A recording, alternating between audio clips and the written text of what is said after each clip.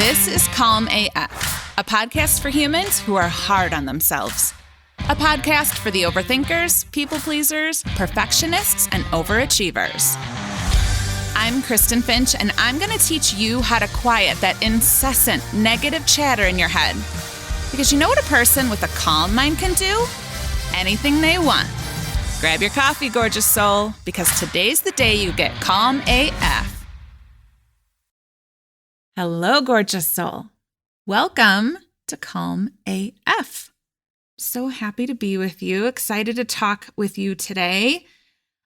Before we get started, let me share what is happening in Calm AF Life. I like to just kind of give updates for those of you who are in the program and those of you who are thinking about joining the program. So coming up in April, our theme is habits. We are going to be talking about how to establish habits that support us in creating the Calm AF life that we want to create. So we're going to be talking about how to establish morning routines, evening routines. Our special workshop, every month I teach one of the tools a little more in depth. This month, the tool that I'm teaching is the infamous time blocking. I love teaching time blocking because everyone thinks they're getting one thing and then they leave realizing they got something they didn't know they wanted. And I know that's kind of vague, but in a nutshell, it is a productivity tool. It is a way for you to be able to feel more productive in your day, but also people are just shocked they're like, I have so much more time than I thought. I am so much less busy now that I have this time blocking thing. So it's one of my favorite tools to teach. Also, every month we have our future self workshop where we realign with our goals. And then also we added in a special call this month. Someone in the group had asked about going a little bit deeper into vulnerability, like how to be able to be a little bit more vulnerable in life. So we added that in. So lots going on.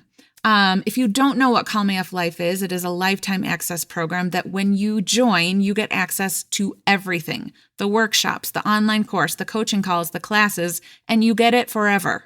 So you don't have to rejoin in a year or in 3 years. Like you get to just show up every time and anytime you want. We are having the best time in there. I am just overjoyed with this community at how impactful it has been for so many people already. So if this feels like a big yes in your body, if you love these podcast episodes and you want to go further, join us anytime. The link to join is in the show notes. And as always, if you have questions, don't hesitate to reach out and ask those. All right, let's talk about why you're not doing the things you should be doing. I hear this from people all the time. I know what I should be doing, Kristen. I'm just not doing them. So let's start back. Let's start back further. Here's the truth. The life you have right now has been created by the choices you have chosen, the decisions you have made, and the activities you have engaged in. Whatever life feels like right now is the result of your past decisions, what you've chosen to eat, what you've chosen to allow in your life, what you've chosen to tolerate, what you've chosen to ignore, what you've chosen to put your focus on, how you choose to spend your time. That all creates the life you have. All of the things that you do or don't do each day, how you show up or don't show up each day sets the tone for your life. Okay, so your days, the things you do in a day set the tone for your week sets the tone for your month sets the tone for your year, and your years set the tone for your life. And sometimes we need that reminder that at the end of the day, we gotta go back to the daily habits that hold the most power. If you wanna create something amazing, if you have a goal for yourself, whether that's to take better care of yourself or feel lighter or more peace in your life, you need to remember that what matters the most isn't the end result. It's how you show up in your day-to-day life. And I want to even go even more micro here. It's how you show up in the minutes. The minutes of your day set the tone for your day, which set the tone for your week and so on. How you spend your minutes matters because that is what is accumulating to create your entire life. which is actually great news if right now your life doesn't feel how you want it to feel in some area, or maybe in a lot of your areas of your life.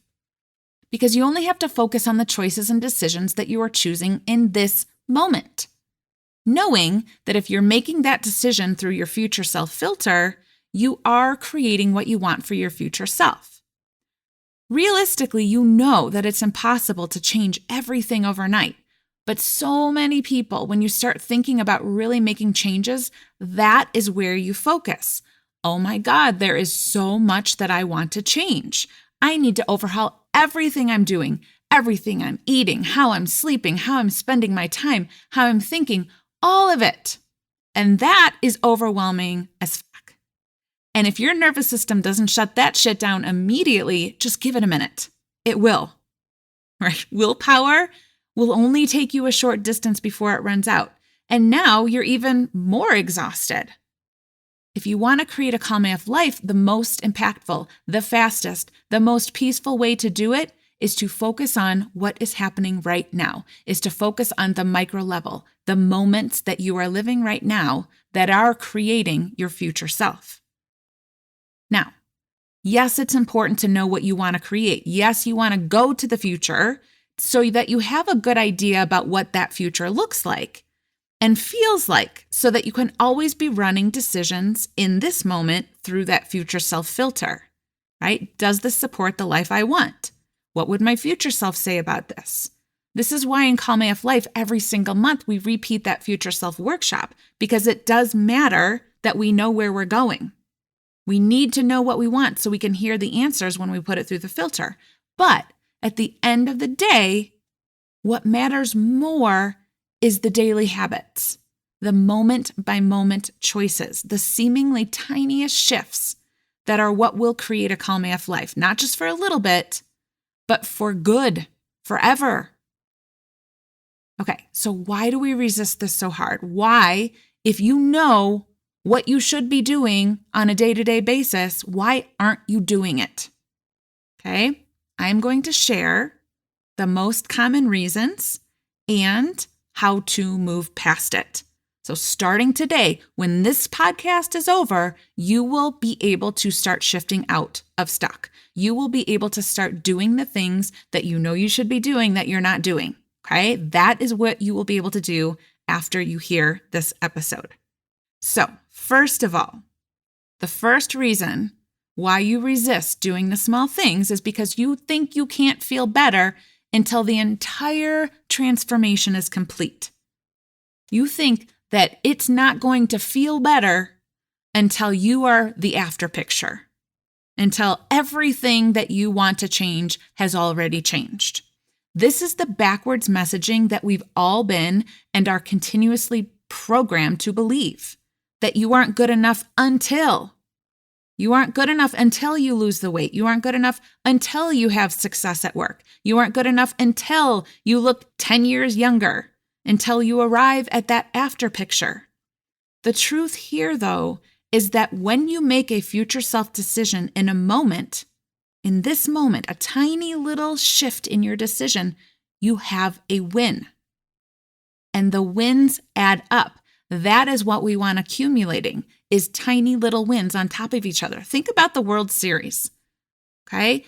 The team that wins the World Series doesn't suck through the whole season, doesn't just sit there waiting around until it's time to play the World Series.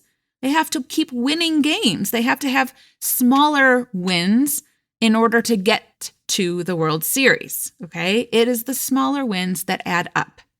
That's the first most common reason why we resist making these small changes. The second reason is because we really just want instant gratification. We are a society that is just, everything is instant gratification. You want something, you got it right now. The reason why we turn to alcohol, food, scrolling, shopping, Netflix, self-help hoarding is because you want to get rid of this uncomfortable feeling now. I don't like how I feel in my life, and I need it to go away right now. I just need a reprieve. I don't have time for these small shifts. I don't have it in me to feel this way. I just need relief. I need to feel better instantly, instant gratification. And listen, sometimes we choose the instant gratification, okay? Sometimes I know that what will serve me the most when I'm feeling anxious is just some deep breathing and probably making a visit to the feelings room to process whatever feeling is coming up. I know that, and I will still totally choose Netflix and Girl Scout cookies. The difference for me now versus past me is that today I do it mindfully. I'm like, I am totally picking this. I am totally choosing to just numb out right now. Past me did it mindlessly. Today me does it on purpose, right? Before, I didn't know how to feel the feelings like anger or sadness or fear without fixing it, shoving it down, pushing through. I needed instant gratification. Now I do. Now I know how to feel my feelings. I have learned that skill. And sometimes I still choose instant gratification because I just want a little relief without having to do the work. Because whatever, so what? The majority of the time, though, this is where I mean it's these little tiny habits, these little shifts that matter. It's not perfect. Majority of the time, I am choosing the tiny shifts that will make me feel one notch better now for the sake of my future self. Okay? The next reason why we resist these tiny shifts, doing what we know we should be doing, is because you think there's a right or a wrong way to do it. You think there's a right or a wrong place to start. You think you need to know those things ahead of time before you start. You think you need a plan, or you need a lot of time to come up with the plan, or to make arrangements to have all these things in place, right? You need a lot of time in your day to implement the plan. AKA, you complicate the shit out of it. This isn't supposed to be complicating your life. These tiny daily habits are supposed to be making your life easier. But because you are complicating it, thinking there's a right and a wrong way, you don't do anything at all.